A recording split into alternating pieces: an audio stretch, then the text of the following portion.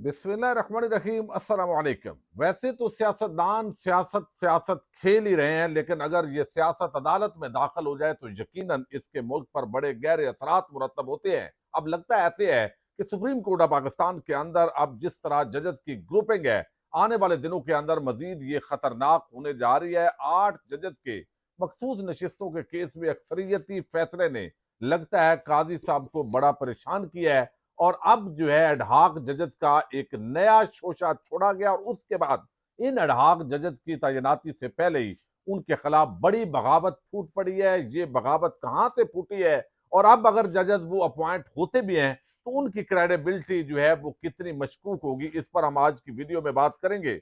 दूसरी तरफ आप देखिए कि एंकर और सीनियर सहाफी हैं तलत हुसैन। तलत हुसैन जो है उन्होंने एक ट्वीट किया और उन्होंने माफी मांगी। उस माफी पर जो शहबाज गिल हैं उन्होंने किस तरह उनकी धुलाई की और इसका असल जो बैकग्राउंड है वो क्या है, वो आपके सामने रखना जरूरी है। क्योंकि इस वक्त जो हाथी है वो अपने ही फौजी को अगर निगल जाएगा तो उसका क्या बनेगा, ये बात करेंगे। और इस वक्त एक मरतबा फिर जमशेद दस्ती हो या जतोई हो, उनके घरों पर जो है वो छापे मारे गए हैं। मुअज्जम अली जतोई एक तहरीक इंसाफ के MNA है, वो बाकायदा सर्टिफिकेट दे चुके हैं, लेकिन उनको उठा लिया गया है। और जो जमशेद दस्ती हैं उनके हवाले से भी बड़ी आम रिपोर्ट आई है, लेकिन ये सारा करने के बावजूद भी तहरीक इंसाफ ने कमाल कर दिखाया है। हिकमत अमली कामयाब रही है और अगवाकार क्यों नाकाम हुए हैं, इस पर हम आज की वीडियो में बात करेंगे। उम्मीद है वीडियो आप समाप्त करने के बाद हमेशा की तरह अपने कीमती फीडबैक से जरूर आगाह करेंगे।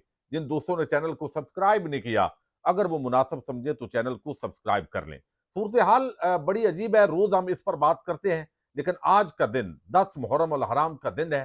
खानवादा रसूल हजरत इमाम हुसैन अलैहिस्सलाम और उनके खानदान एहलो अयाल रफ़क़ाए कार ने एक बड़ी तारीख मुरतब की, एक ऐसी कुर्बानी दी जो क़यामत तक के लिए लाजवाल है। और इस कुर्बानी की बदौलत हक और बातिल का जो फर्क है वो बड़ा वाज़ेह होता है। यजीदियत और हुसैनियत फिर रहती दुनिया तक दो किरदार बन गए।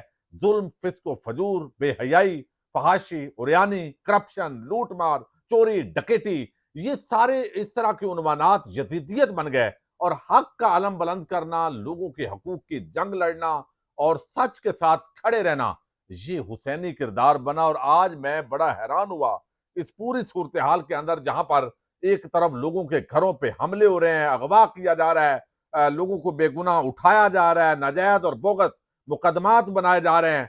और ऐसी हुकूमत का जो वजीर आजम है वो कैसा एक मसखरा जो है वो बयान दे रहा है, ये मैं आपके सामने रख रहा हूं। चूंकि हम मुनाफकत से किसी सूरत भी बात आने के लिए तैयार नहीं है। आज हमें ये देखना है कि हमारा किरदार किसका अक्स है, यजीदियत का या हुसैनियत का। यही आज 10 मुहर्रम अल हराम का एक बड़ा सबक है। अब शहबाज शरीफ जो है वो बयान दे रहे हैं कि यजीदियत दर हकीकत एक सोच का नाम है जिसका मकसद जुल्म और जबर का निजाम कायम करना है। इस मुश्किल वक्त में जरूरी है कि हम सब्र, इत्तेहाद और भाईचारे का मुजाहरा करें। यौम अशूर पर ये उन्होंने पैगाम दिया, अंदाजा कर लें। यानी जबर और जुल्म का ऐसे लगता है कि ये वो बयान अपने बारे में दे रहे हैं। यानी मैं आपको बगैर किसी वो होता है ना सियासी मुखालफत के, मुझे जब मैंने बयान पढ़ा तो मैंने कहा कैसा अजीब आदमी है। यानी आज जो आप जुल्म कर रहे हैं, आपकी हुकूमत के अंदर जो बेगुनाह बोगस मुकदमात बना रहे हैं झूठ के सहारे पे, फार्म 47 पर एक आप पूरी हुकूमत के जरिए कब्जा करके पाकिस्तान में, तो ये यजीदियत क्या है भाई? ऐसी नाजायज कब्जा है, धांधली करके, लोगों की खरीदो फरोख्त करके, धमका के इक्तदार पर कब्जा करना, यही तो यजीदियत है। तो इस तनादर के अंदर जो है वो बंदा जो है खुद को, अपने आप को फिर हुसैनी तरफ खड़ा करके तो ये बात कर रहा है। तो ये ना कोई हकीकी तौर पे आज जदीद है और ना कोई इमाम हुसैन अलैहिस्सलाम के पांव की खाक हो सकता है। लेकिन जब करैक्टर के जो है वो सूरत में हम देखते हैं तो किसका झुकाव किस तरफ है ये वादे तौर पर दिखाई देता है। तो यजीद बेसिकली जो है वो मैंडेट पे डाका डालना, मेरिट के खिलाफ वर्जी, जुल्म, जबर, फिस्को फजूर और जो है वो पूरी तरह मेरिट के बगैर जबरदस्ती जुल्म जबर के जरिए इक्तदार पर कब्जा करना, लोगों को लालच देना, खरीदो फरोख्त करना, उनको जो है वो जुल्म के जरिए اپنے ساتھ ملانا، یہ سارے جو کریکٹرز ہیں یہ یزید کے کریکٹر ہیں۔ اب دیکھتے ہیں، آپ خود سوچئے یہ کس طرف ہیں۔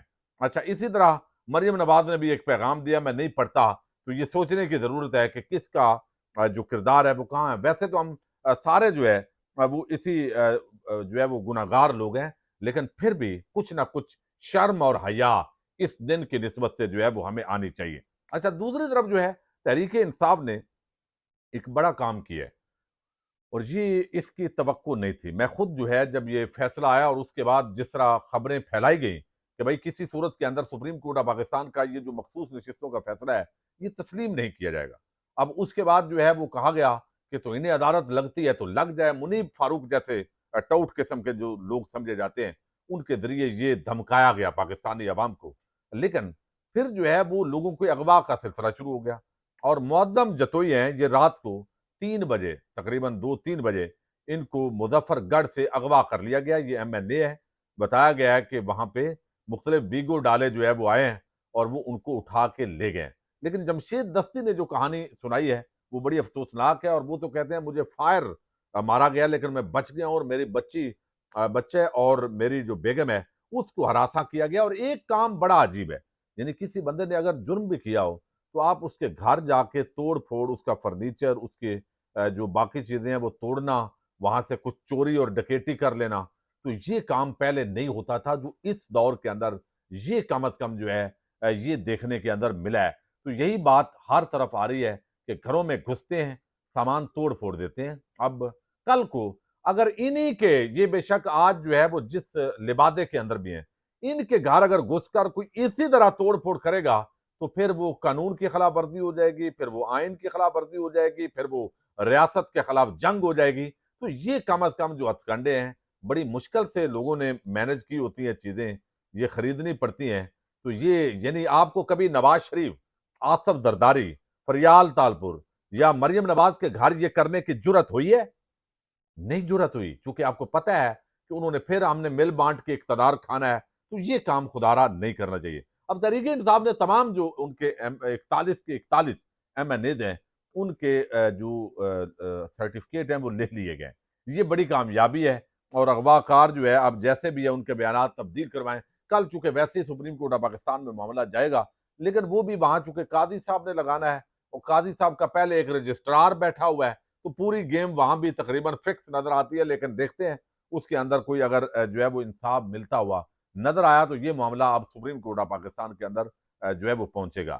اچھا، دوسری جو بڑی ڈیولپمنٹ ہے وہ یہ ہے کہ ایڈہاک ججز کا جو شوشہ چھوڑا گیا، قاضی صاحب تو اس پر یقیناً بدد ہیں، اور افسوسناک پہلو یہ ہے کہ یہ جو نام ہے 4 ججز کے یہ قاضی صاحب نے دیے ہیں۔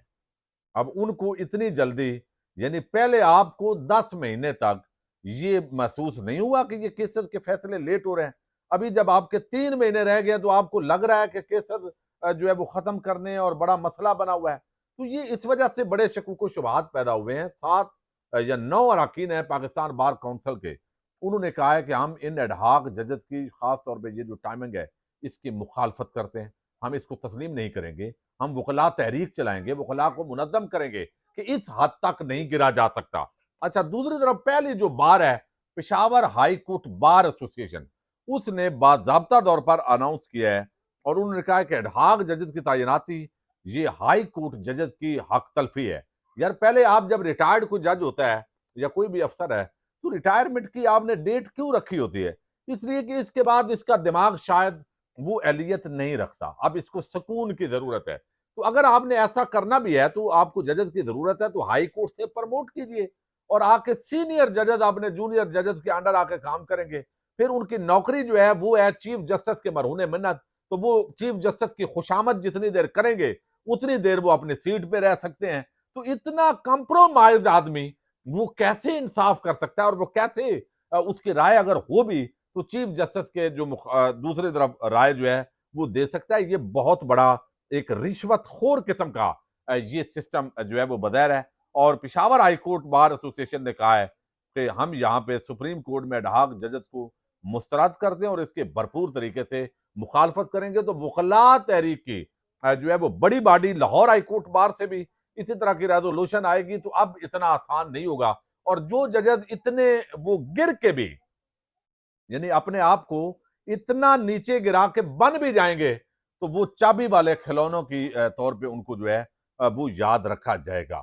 اچھا، اب دوسری طرف جو ہے یہ اب قاضی صاحب کے لیے بھی بڑی مشکل صورتحال پیدا ہو گئی ہے کہ وہ جو کر رہے ہیں اپنی ایکسٹینشن کے لیے کر رہے ہیں، یہ ایک تاثر بن گیا ہے۔ ایکسٹینشن نہ بھی لیں تو وہ اب اس کو ذاتی معاملہ، یعنی ملک کے معاملات، آئین بڑا ہے یا ان کی ذات بڑی ہے، یہ سوال اب ان سے کیا جا رہا ہے۔ اچھا، دوسری طرف جو ہے ایک اور ڈیولپمنٹ ہوئی ہے اور اس کا تعلق ہے جی طلعت حسین۔ یہ جرنلسٹ بنتے ہیں، پرانے صحافیوں میں ان کا شمار ہوتا ہے، لیکن منافقت کے چند جو کردار ہیں صحافت کے اندر، جو یعنی غلاظت کی سطح تک جو گئے ہیں صحافت کے اندر، ان میں طلعت صاحب کا جو نام ہے وہ فہرست ہے۔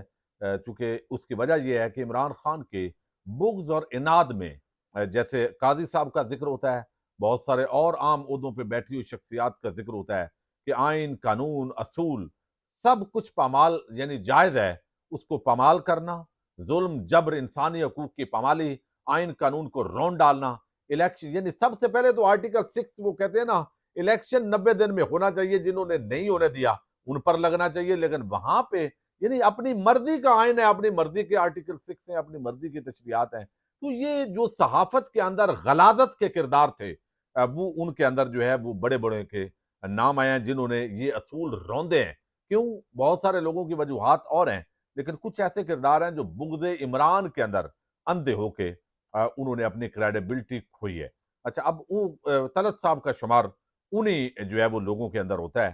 اب طلعت جو ہے انہوں نے معافی مانگی ہے جی ایک ٹویٹ کر کے، اور یہ ٹویٹ کیا انہوں نے کہا جی apologies to Kashif Abbasi, Shahzad Iqbal, Amir Ilyas Rana and Muneeb Farooq who participated in my program Red Line with Talat recorded today and which did not air for reasons beyond my control۔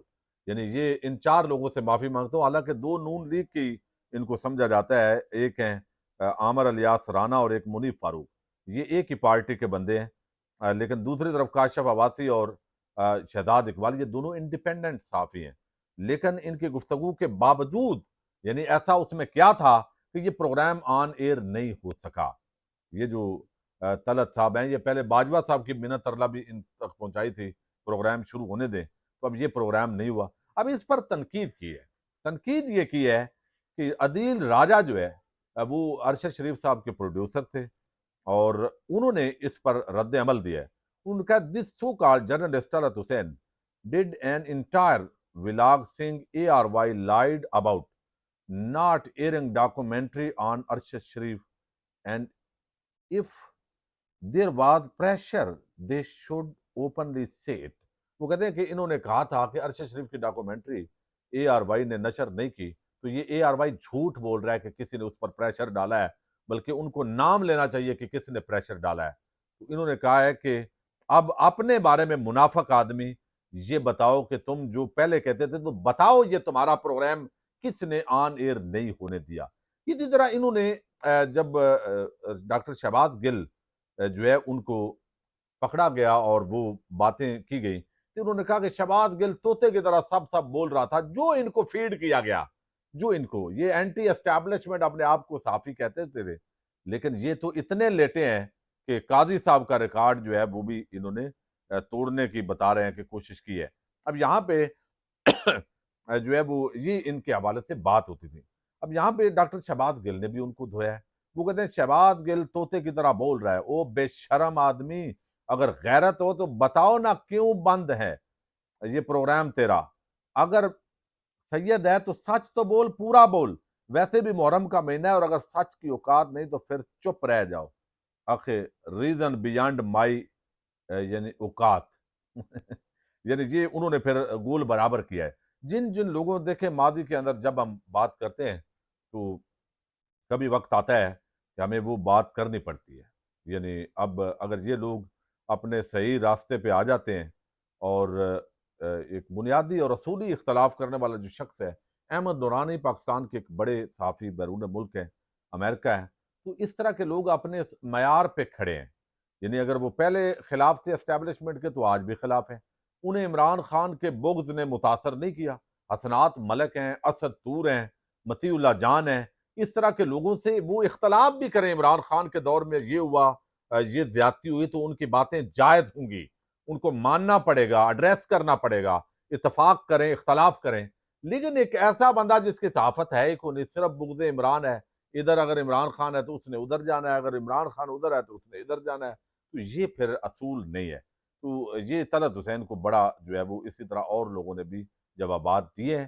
تو اب جو ہے وہ بہت سارے لوگ جو تحریک انصاف کے ہیں، ایک سوشل میڈیا ایکٹیوسٹ ہیں، ان کو اٹھایا گیا ہے، تو بعض لوگوں کو اٹھایا جا رہا ہے، گھروں میں چھاپے پڑ رہے ہیں، تو حالات جو ہے وہ معمول سے بظاہر ہٹتے دکھائی دے رہے ہیں۔ اللہ تعالیٰ آج 10 محرم الحرام کے صدقے پاکستان پر رحم کرے، سب کو ہدایت دے، پاکستان آئین اور قانون کے مطابق جس کا جو رول ہے اس رول کے اندر وہ چلا جائے، تاکہ پاکستان کی بہتری ہو۔ پاکستان زندہ باد، پاک فوج پائندہ باد۔